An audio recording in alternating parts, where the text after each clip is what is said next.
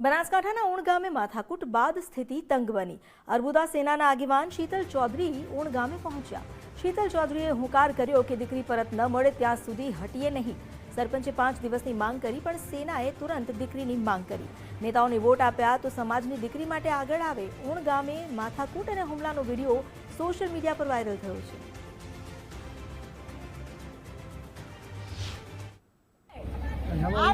चौधरी नेताओं की थोड़ा इंटरेस्ट लो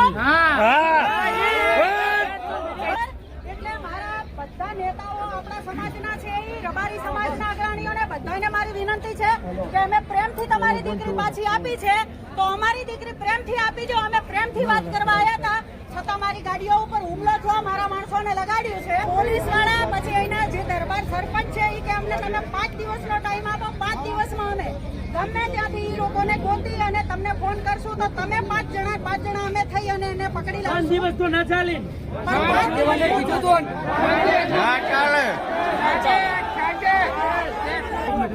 ભાઈ અત્યારે આવતીકાલે 5 દિવસ હાલે હમણાં કોઈ મોડસે હોયથી ડગવાનો નહીં।